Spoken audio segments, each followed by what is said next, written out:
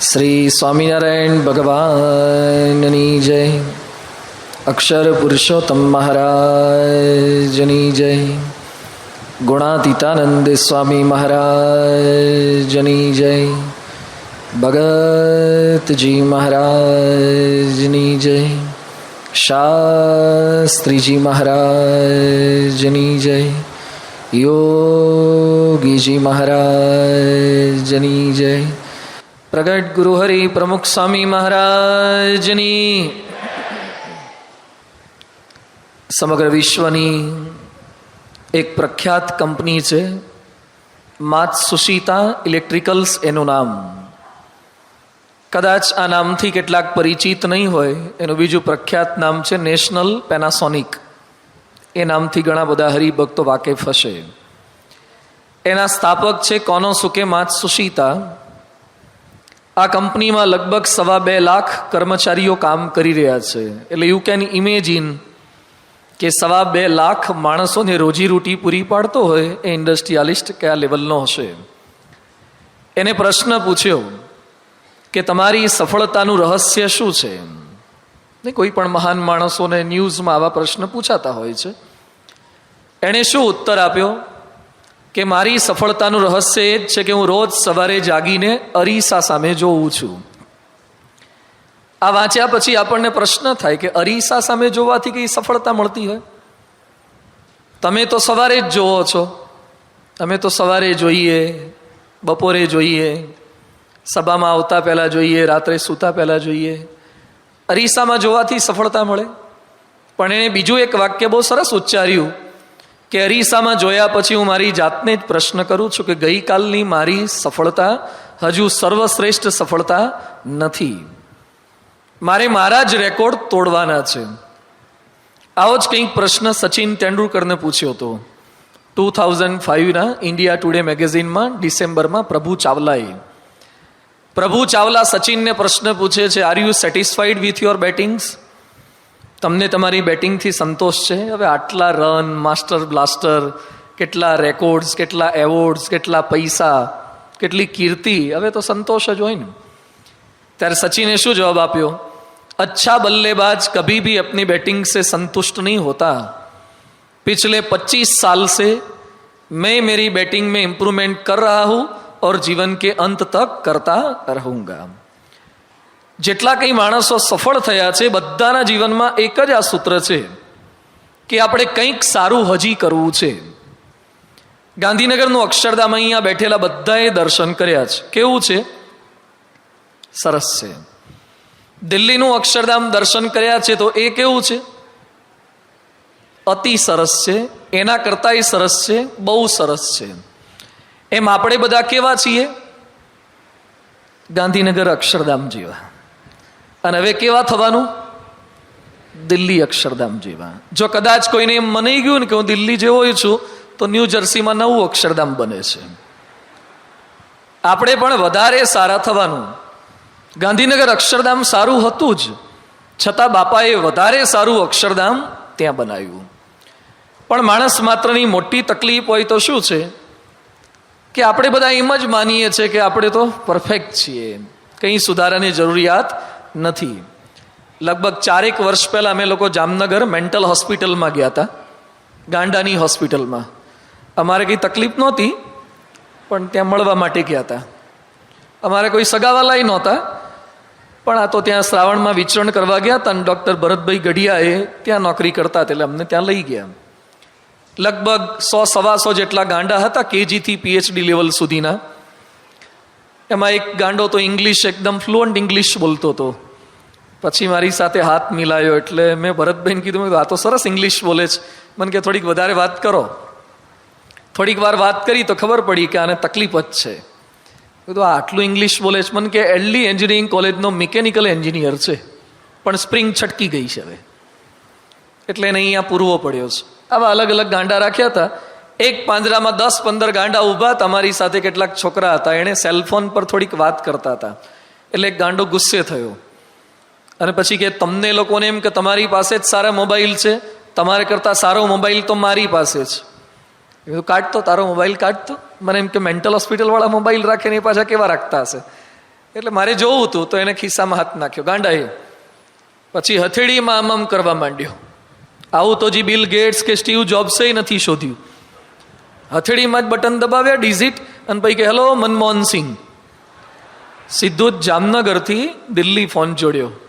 એટલે અમારા માટે તો હાસ્યનો પ્રસંગ બની ગયો આ. પછી એણે મનમોહન સિંહને શું કીધું કે આ લોકો આવ્યા છે અને એમને તકલીફ છે, એટલે એમને બાજુના પાંજરામાં પૂરી દો.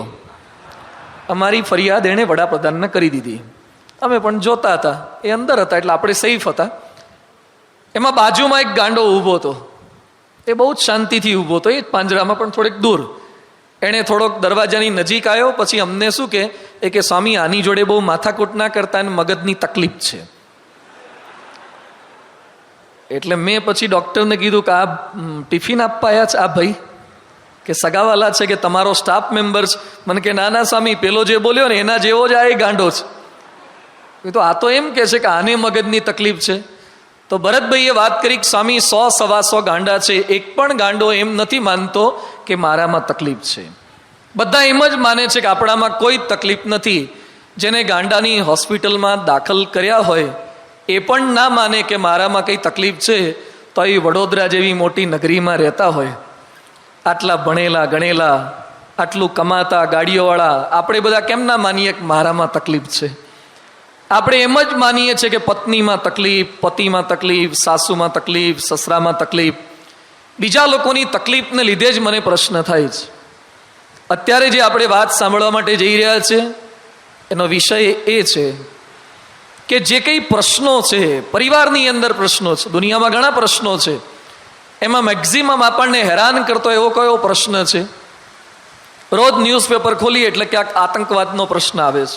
આપણા જવાનો લગભગ થોડાક મહિને ઉપડી જ ગયા હોય, આતંકવાદી આવીને 5, 10, 15 જવાનોને મારી નાખે છે. ક્યાંક નક્સલવાદ, ક્યાંક માઓવાદ, ક્યાંક પ્લાસ્ટિકનો પ્રશ્ન છે, ક્યાંક પ્રદૂષણનો પ્રશ્ન છે, ક્યાંક પોલ્યુશનનો પ્રશ્ન છે, ક્યાંક પોપ્યુલેશનનો પ્રશ્ન છે, ક્યાંક દુકાળની સમસ્યા છે, તો ક્યાંક વરસાદ પડ્યા કરે છે. આ સમસ્યા જ છે ને, આપણે નથી જોઈતો ને પાછો વરસાદ પડ્યા કરે. સારું છે તમે બેસી ગયા પછી પડે એટલે અમારે સારું, કોઈ જઈ ના હે કે ને બહાર. પણ આ સમસ્યા છે, નાની મોટી વરસાદથી માંડીને નાના મોટા કેટલાય પ્રશ્નો આવે. પણ આ બધા જ પ્રશ્નોની અંદર સૌથી વધારે નડતો પ્રશ્ન શું છે?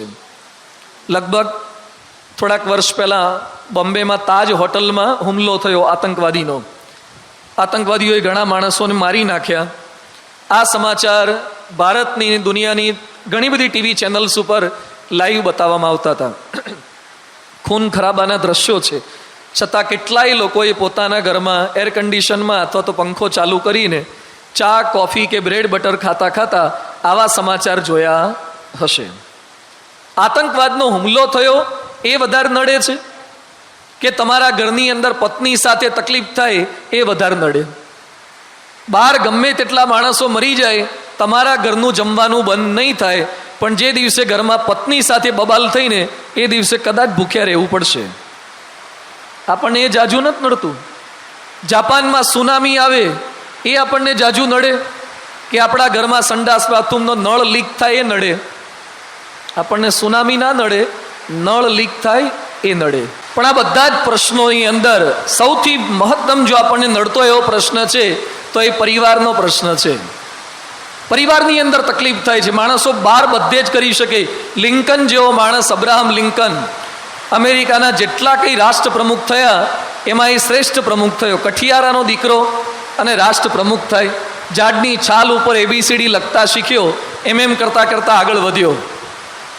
એ લિંકન રાષ્ટ્ર પ્રમુખ હતા, પણ એણે પોતાના જીવનમાં એકવાર આત્મહત્યા કરવાનો પ્રયત્ન કર્યો હતો.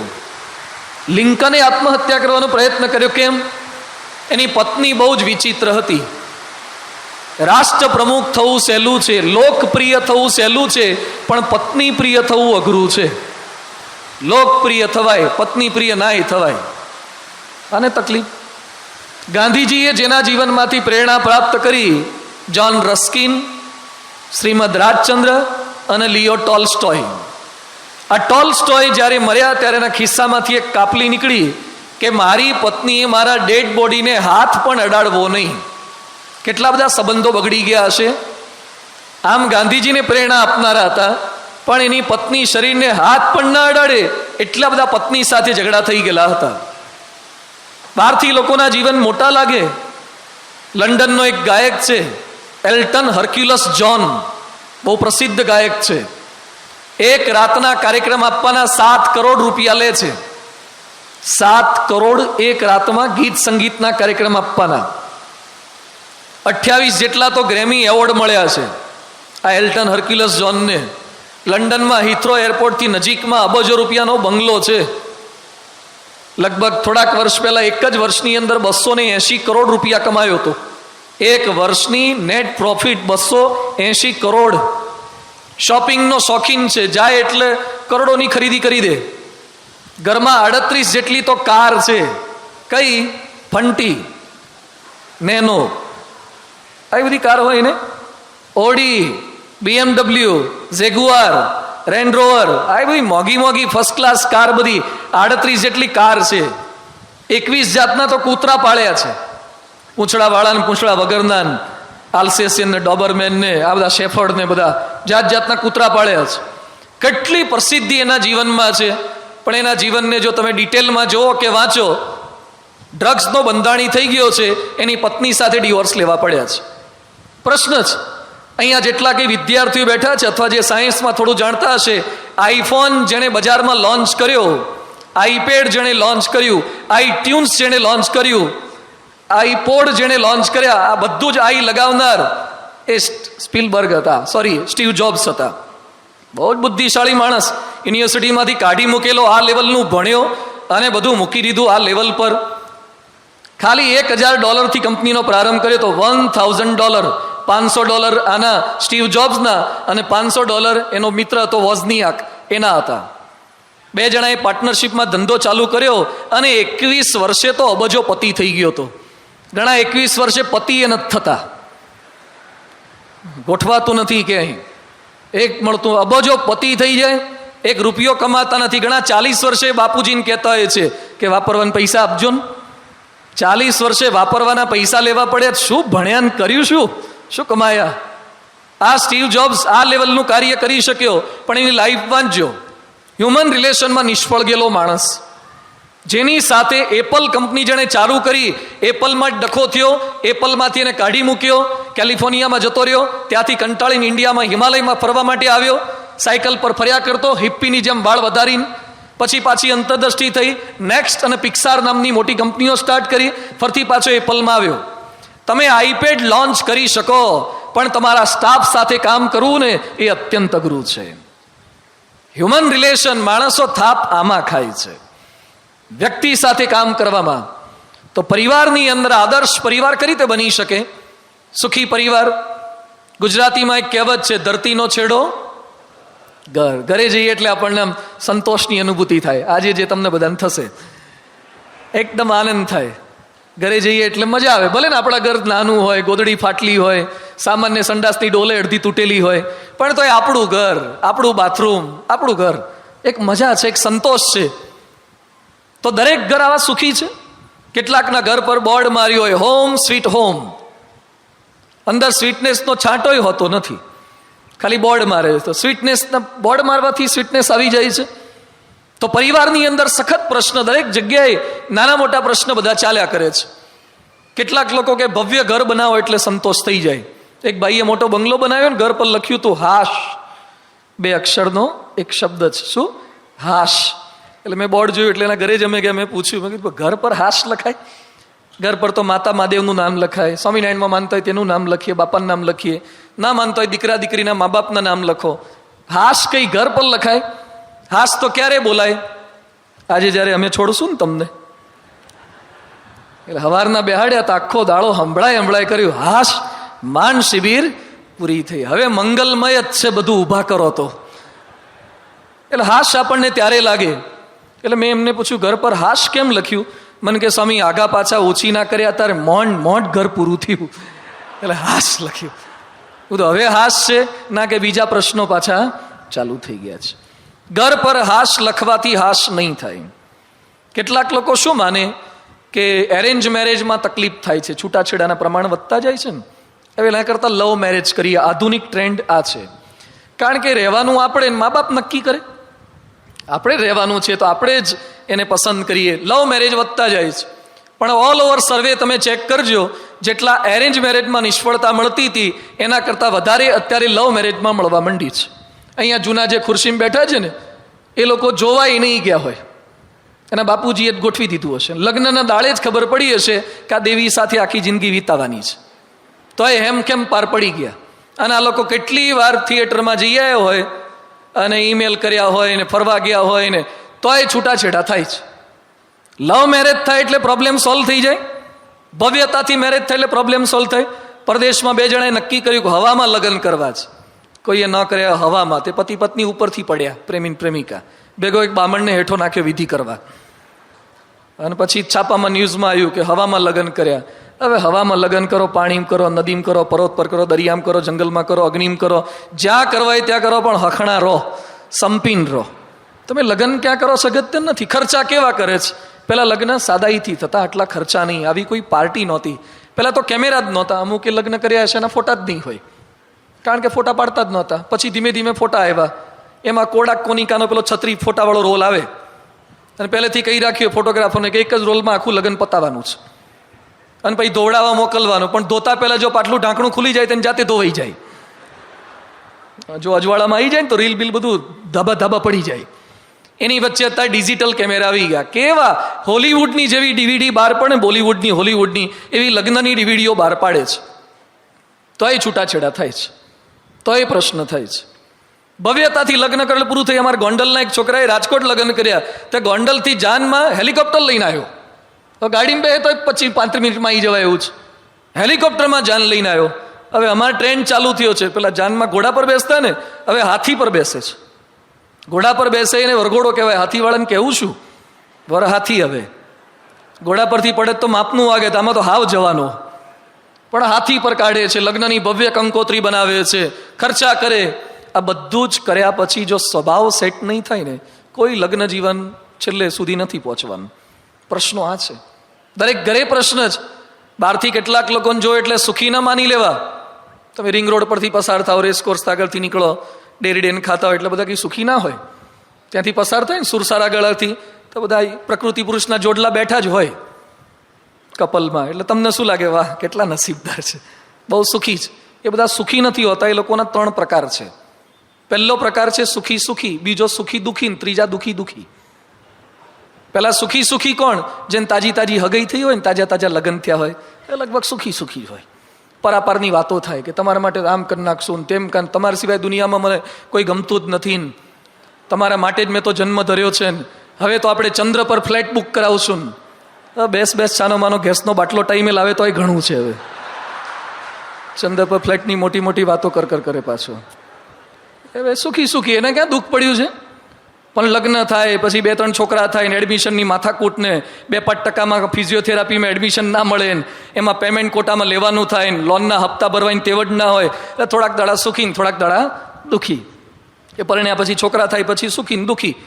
પગાર આવ્યો હોય તો 20 તારીખ સુધી એટલું સરસ ચાલે ને, અને 21 થી 30 તારીખ સુધી જે ખેંચવી પડે ને, એટલે પાછા દુઃખી. સુખી દુઃખી ભેગું ચાલ્યા કરે. આ સુખી દુઃખી જ. અને જે દુઃખી દુઃખી કોણ? જે મોટી ઉંમરના છે ને, ગયડા સિનિયર સિટીઝન, ઘરે ટાઈમે ખાવાનું ના આપે, છણકા માર કરે, હેરાન પરેશાન કરે. એ ડોહો ડોહી બગીચાની પાળી પર બેઠા બેઠા 5 રૂપિયાની સિંગ લઈને એકબીજા મોટા નાખ્યા કરતા હોય. દુઃખી દુઃખી. બધા 3 પ્રકારના હોય. બધા જેટલા કંઈ 2 જણા જતા હોય ને, બધા સુખી ના હોય. કોક સુખી સુખી, કોક સુખી દુઃખી. તમે સમજી લેજો કે શેમાં આવો છો. હવે આપણે નક્કી કરવાનું. દરેક જગ્યાએ પ્રશ્ન જ. એક ભાઈ પોલીસ સ્ટેશનમાં ગયા, પોલીસને કે સાહેબ મારે બહુ તકલીફ છે. શું તકલીફ? એ કે મારી પત્ની બહુ ખરાબ છે. એ તો કે ઘણા બધાને હોય. એ કે પણ મારે તો બહુ ગાળો બોલે છે. એ બોલે, હવે શીખીને આવ્યા હોય બોલે ખરા. એ કે મને મારે છે, એટલે આખી દુનિયામાં સૌથી વધારે દુઃખી હું છું. પોલીસ કે આવું સ્ટેટમેન્ટ ના આપો. આખી દુનિયામાં સૌથી વધારે દુઃખી તમે નથી, સૌથી વધારે દુઃખી તો અમે પોલીસો છીએ. એ કે સાહેબ પોલીસો કેમ દુઃખી? કે દોસ્ત તું ક્યાંક તો ફરિયાદ તો કરી શકે છે ને, અમારે આ તકલીફ છે. પોલીસ છીએ એટલે ફરિયાદ કોને કરવી? અમારે બહારથી ગમે તેટલો વટ મારતો હોય, વડાપ્રધાન જેવા લાગતા, પણ ઘરમાં તો બિલ્લી મેં જેવું થઈ જતું હોય. એટલે બહારથી જોઈને નિષ્કર્ષ ન કાઢવો કે આ સુખી જશે. દરેક જગ્યાએ નાના મોટા પ્રશ્ન છે, તો પ્રશ્ન છે તો એના સમાધાન પણ છે. પરિવારમાં ઝઘડા થાય, દરેક ઘરે નાના મોટા પ્રશ્ન તો હોય. પણ એના સમાધાન તરફ જવું જોઈએ. આદર્શ પરિવાર બનાવવો છે, સુખી પરિવાર બનાવવો છે, મંગલમય પરિવાર બનાવવો છે, અને બીજા જેટલા કંઈ પ્રશ્ન આપણા જીવનમાં આવ્યા તેના સોલ્યુશન આપણે કાઢ્યા છે. પ્રશ્ન આવે તો આપણે સોલ્વ કરીએ જ છીએ. ચાલુ ગાડીમાં પાણી પડે તો શું લગાવી દઈએ છીએ? વાઇપર લગાવી દઈએ છીએ. સોલ્યુશન ના લાવી દીધું. વરસાદમાં વરસાદ વરસે છે, રેઇનકોટ કે છત્રી, તમે વરસાદ બંધ નહીં કરી શકો, રેઇનકોટ લગાવી દો. આપણે સોલ્યુશન તરફ ગયા છીએ. બહારના કોઈ પણ પ્રશ્નની અંદર, આપણા ઘરની અંદર પેલા વંદા આવતા હોય ને તો એક ચોક આવે છે, લક્ષ્મણ રેખા. આમ તમે લીટો દોરો એટલે વંદો ના આવે. જે રાવણને ખબર નહોતી પડતી, વંદાને ખબર પડે. એટલે પછી ચોક દોર્યા, લીટો દોર્યા, પછી વંદો ના આવે. તો ઉપાય શોધી કાઢ્યા આપણે નાના મોટા પ્રશ્નોના. તો સોલ્યુશન તરફ જઈએ. પણ એક સોલ્વ કરવા જશો તો પાછું નવું થશે ખરું. એક સોલ્વ કરવા જાવ નવું આવે. મારા સારંગપુરમાં સામે સ્મૃતિ મંદિરમાં કબૂતર બહુ આવતા હતા. એકાદ કબૂતર હોય તો શાંતિનું દૂધ કહેવાય, પણ હજાર ભેગા થાય ને પછી તો અશાંતિના દૂધ થાય. અવાજ કર કરે. અવાજ તો કદાચ ટોલરેટ થાય, સમજ્યા, પણ પેલા ઉપર મંદિર પર બેઠા, પછી ઉપર બેઠા હોય અને નીચેથી જેટલા પસાર થાય બધાના માથા પર કેસર જળનો અભિષેક કર્યા જ કરે. તો લોકોને કપડાં બગડે ને માથા બગડે ને. એટલે આપણે કંઈ ઉપાય વિચાર્યો. તો પેલો પતરાનો ડબ્બો આવે ને કેરોસીનનો, તો તેલનો, એ ભાઈને આપ્યો કે તમારે ખખડાવો કબૂતર ઉડી જાય. મરાય તો નહીં કબૂતરને. એટલે થોડાક દિવસ સરસ ચાલ્યું. પાછા આવ્યા સંતોન મળવા. એ કે સ્વામી પાછો પ્રશ્ન થયો. શું? એ કે હવે ઉડતા જ નથી. કબૂતરને એમ કે બેકગ્રાઉન્ડ મ્યુઝિક છે, તો ઉડવાનું બંધ કરી દીધું. બોલો પાછો નવો પ્રોબ્લેમ. એટલે નવો ઉપાય બતાવ્યો. ઉપર દોરડા બાંધ્યા અને પછી તમારે સહેજ આમ હલાવવાનું, એટલે કબૂતરને વાગે નહીં, ઉડી જાય. 2-3 દોરડા બાંધ્યા એટલે તમારે હલાઈ આવવાના આ દિશામાં. થોડાક દિવસ સરસ ચાલ્યું. પાછા આવ્યા. એ કે સ્વામી નવી સમસ્યા થઈ. શું? એ કે જેટલા લોકો દર્શને આવે ને બધાને એમ કે ધાર્મિક વિધિ હશે, બધા દોરડું લઈ લઈને ગોળ ગોળ ફરે છે. ધાર્મિક વિધિ નહોતો, કબૂતર ઉડાડવા કર્યું હતું. પણ એક પ્રશ્ન સોલ્વ કરવા જઈશું, નવા પ્રશ્ન આવશે. તમે એમ માનતા હતા કે દીકરાને પરણાઈ દઈએ ને પછી તો હાશ, પછી નિરાત, પછી નવા ચાલુ થયા ને થાય જ ચાલુ. તમે એમ માનો કે મોબાઈલ આવી જાય ને પછી નિરાત, તો મોબાઈલ લઈ દીધા પછી પાછા નવા પ્રશ્ન ચાલુ થાય છે. એક સમસ્યાના સમાધાન પછી નવી સમસ્યા ઊભી જ હોય છે. એ બધા પ્રશ્નોની વચ્ચે સમસ્યાનું સોલ્યુશન લાવવું તો છે જ. તો કારણભૂત શું છે? પરિવારમાં જે કંઈ ઝઘડા થાય, પ્રશ્નો થાય, એના માટે જવાબદાર છે કોણ? ક્યાંક પત્ની, ક્યાંક પતિ, ક્યાંક સાસુ, ક્યાંક વહુ. દરેક ઘરની અંદર અલગ અલગ વ્યક્તિ જવાબદાર હોય છે. થોડાક વર્ષ પહેલા નેપાળમાં રાજકુંવર દીપેન્દ્ર, એને પોતાના જ કુટુંબના 8 સભ્યો ડાઇનિંગ ટેબલ પર બેઠા હતા અને પોતાની ગન દ્વારા બધાને શૂટ કરી દીધા, મારી નાખ્યા. ક્યાંક દીકરો જવાબદાર છે, ક્યાંક બાપ જવાબદાર છે. લંડનમાં એક ભાઈના ઘરે બાપા અને સંતો રોકાયેલા. જમવાનો સમય થયો એટલે સંતોએ પેલા ભાઈને કીધું કે વાસણ કાઢી આપો, હરિભક્તોને જમાડવા છે. એને કબાટ ખોલીને ચાંદીની થાળીઓ કાઢી. એટલે પેલા સ્વામી કે ચાંદીની ઠાકોરજી માટે નહીં, હરિભક્તોને. એ કે મારા ઘરમાં બધી ચાંદીની જ છે, હરિભક્તોને આમાં જ ખવડાવો. બધાને ચાંદીમાં ખવડાવ્યું. તો ગુજરાતથી ભેગા ગયેલા ને બધા ઘેર ફોન કરીને કહી દીધું આ તો ચાંદીમાં ખાધું. એટલે રાજી થઈ ગયા. પછી બાપાને સંતોએ વાત કરી કે સ્વામી જેના ઘરે ઉતરે તો કેટલા સુખી છે, ચાંદીની થાળીઓમાં બધાને ખવડાવ્યું. સ્વામી કે બાંધી મુઠ્ઠી લાખની ને ખુલ્લી રાખની. આ જ ભાઈ હમણાં મારા ખોળામાં માથું મૂકીને અડધો કલાક રડી ગયા છે. એમનો એકનો એક દીકરો, એણે બાપને કીધું કે બાપુજી તમારી બધી મિલકત મને લખી આપો. બાપ કે તું મોટો થા પછી તને જ આપવાનું, પછી આપીશ, અત્યારે નહીં. એ કે હું મોટો થઉં, તમે વધારે મોટા થઈ જાઓ ને પછી છટકે ના આપો તો અત્યારે જ આપો. એને બાપ કે તો નહીં મળે. કોર્ટમાં કેસ કર્યો, કોર્ટના પગથિયા ચડાવ્યા. બાપ કંટાળ્યા. છોકરાને કહે છે બેટા હવે બધું તને લખી આપું પણ કેસ પાછા ખેંચી લે. છોકરો કે હવે તમે આપો એ રીતે નહીં, કોર્ટ આપે ને પછી લેવું છે. એના સગ્ગા બાપ સાથે ઝઘડા થયા છે. ઘરમાં ચાંદીની થાળી નહીં, સોનાની, સોનાની નહીં, પ્લેટિનમની નહીં, યુરોનમની, રેડિયમની આવી થાળીઓ છે ને તોય સુખ નહીં આવે. થાળીમાં સુખ નથી. પેલા પતરાવાળામાં ખાતા હતા, આમાં જૂના બધા નવા પતરાવાળા જતા રહ્યા. પેલા પડિયામાં પતરાવાળામાં લેવાનું, અને મેં દાળ ભાત ફેણવા જાય તો આપણા ભાત પેલામાં જતા રહ્યા હોય. બ્યુટીફુલ બોર્ડરલેસ વર્લ્ડ, એમાં પડિયા પાછા કાણા હોય તો આપણી દાળ સામેવાળાના ભાતમાં ગઈ હોય. એટલે રીંગણ બટાટામાંથી બટાટું કાઢીને પેકિંગમાં ભરાવાનું પાછું. આવા પતરાવાળામાં ખાતા હતા તો એ મજા આવતી હતી. તમે કઈ ડીશમાં ખાઓ છો, ડાઇનિંગ ટેબલ પર ખાઓ છો, કઈ આઈટમ ખાઓ છો એ અગત્ય નથી. ખાલી 2 રૂપિયાની સિંગ હોય પણ કોની સાથે ખાઓ છો અને કેટલા પ્રેમથી ખાઓ છો એ વધારે જરૂરી છે. આઈટમ અગત્યની નથી, એની સાથે પ્રેમ છે કે નહીં, આત્મીયતા છે કે નહીં. ઘરમાં ડાઇનિંગ ટેબલ હોય છે તો એ ઘણાના જમવાના ટાઈમિંગ અલગ અલગ હોય છે, ભેગા થતા જ નથી ડાઇનિંગ ટેબલ પર. તો કોના માટે ડાઇનિંગ ટેબલ? તો પરિવારની અંદર બહારથી ખાલી ટેબલ જોઈને, પૈસા જોઈને, ચાંદીની થાળી જોઈને સુખનો ખાલી આંકડો ન માની લેતા. પ્રશ્નો છે તો જવાબદાર સ્વભાવો છે, અહંકાર અને મમત્વ આ બધા પ્રશ્નોને લીધે આવી પરિસ્થિતિ સર્જાય છે. તો સાંઈ બાપા આપણને સમાધાન આપવા માગે છે. દુનિયાનો એવો કોઈ પ્રશ્ન નથી જેનું સમાધાન ના હોઈ શકે. તમામ પ્રશ્નોના સમાધાન આ સત્સંગની અંદર છે જ, પ્રાપ્ત થાય આપણને. થોડાક સમય પહેલા હું બોરસદ પારાયણ કરવા જતો હતો. એમાં એક છોકરાનો મને ફોન આવ્યો. મને કે સ્વામી એક ખાનગી વાત કરવી છે. મેં કીધું કરો. મને કે સિરિયસ પ્રશ્ન છે. મેં કીધું સિરિયસ? અમને ઘણા સિરિયસ આવી ગયા છે, તમે કહો. એ કે મારી સગાઈ થઈ ગઈ. મેં કીધું આમાં શું સિરિયસ? આ તો સારું કહેવાય, આનંદના સમાચાર કહેવાય. પણ કે સાંભળો જ ખરા, 15 દિવસ પછી મેરેજ છે. એટલો એક્સાઇટ થઈને બોલે ને ચિંતામાં. આ તો વધારે સારું કહેવાય, કારણ કે ઘણાને ખાલી હગાઈ જ થાય છે. તારે મેરેજ સુધી અડી ગયું છે, કંકોત્રી છપાઈ ગઈ. પણ કે સ્વામી સાંભળો તો ખરા, જેની સાથે મેરેજ થવાના ને એને બીજે ક્યાંક લફરું છે એવું ખબર પડી ગઈ મને હમણાં જ. પછી હું બોલ્યો, મેં કીધું તો સિરિયસ કહેવાય. મને કે સ્વામી હવે શું કરવાનું? એટલે મેં એને કીધું આમાં શું કરવાનું? મને કે સ્વામી કંઈક સમાધાન આપો, શું રસ્તો બતાવું? દોસ્ત મને કંઈ આવો અનુભવ નથી. 15 દાડા પહેલા આવું ખબર પડે ને પછી સોલ્યુશન શું લાવવાનું? મને કે મને કંઈક જલ્દી સોલ્યુશન આપો. બધું એક કામ કે છોકરીને કહી દે, કારણ આપી દે, બીજું કે મારે તારી સાથે લગ્ન નથી કરવા. એ કે સ્વામી કહી જોયું ને તો છોકરી એમ કે છે કે અર્થમ સાધ્યામી વા દેહમ પાત્યામી. પરણીશ તો તને જ પરણીશ, નહીં તો આત્મહત્યા કરીને મરીશ ને તને જેલના હળિયા ભેગો કરતી જાય. એ તો માનતી જ નહીં. હવે શું કરવાનું? મને કે એટલા માટે તમને ફોન કર્યો છે. મને કે સમાધાન આપો. તો એક કામ કર, છોકરીના બાપને કહી દે કે આ તમારું સેમ્પલ ઘેર રાખો, ડિફેક્ટિવ પીસ છે આ, એટલે અમારે જોઈતો નથી. એ કે સ્વામી છોકરીનો બાપ તો વિલન જેવો છે, એ તો મને પતાઈ દેશે ને જેને મને સમાચાર આપે ને એને પતાઈ દેશે. એટલે છોકરીના બાપને જ કહેવાય એવું જ નથી. તો એક કામ કર, તો હવે તારા પપ્પાને કહી દે. મને કે સ્વામી મારા પપ્પા એટલા સજ્જન છે ને, એમણે આજ સુધી આવા દુઃખના સમાચાર સાંભળ્યા જ નથી. એટલે એમને એટેક આવી જશે તો એટલે હું તો પપ્પાને નહીં કહું. એટલે હું ચિંતામાં આવી ગયો. પછી એ મને કે સ્વામી મને જલ્દી સોલ્યુશન આપો, નહીં તો હું આત્મહત્યા કરીને મરી જઈશ. લેવા દેવા વગરની એણે મને ધમકીઓ ચાલુ કરી. એટલે 2 ઘડી તો મારે પારાયણ તો ભૂલાઈ ગયું બધું. મને એમ થઈ ગયું કે આને કે જવાબ નહીં આપું મારે જ કંઈ નહીં કરવું પડે ને. એટલે કેવા સમસ્યા થાય કે લગ્નના 15 જ દિવસ બાકી છે અને આ પ્રશ્ન આવ્યો. કેવી સમસ્યા કે કંકોત્રી છપાઈ ગઈ હોય અને હવે લગ્ન નહીં કરવાના સમાજમાં કેવું દેખાય. પછી એનું શું થયું તમને કહી દઉં. એકવાર મારી કથામાં કહેવાનું રહી ગયું. સભા પછી એક ભાઈ મારી પાછળ આવ્યા. મને કે સાંઈ પેલા બેનું શું થયું હતું? કારણ કે આપણને લોકોમાં બહુ રસ હોય છે ને. એ બંને જણા સાથે જ રહે છે, પૂનામાં રહે છે, આઈટી એન્જિનિયર છે. હું એના ઘરે જઈ આવ્યો, સાથે જ રહે છે. પ્રશ્ન હતો પણ બાપા સુધી પહોંચાડ્યો. સ્વામીએ સમાધાન આપ્યું. દુનિયાનો કોઈ પ્રશ્ન નથી જે આવા ગુણાતીત સંતના સાનિધ્યમાં સોલ્વ ના થાય. સોલ્વ થાય છે.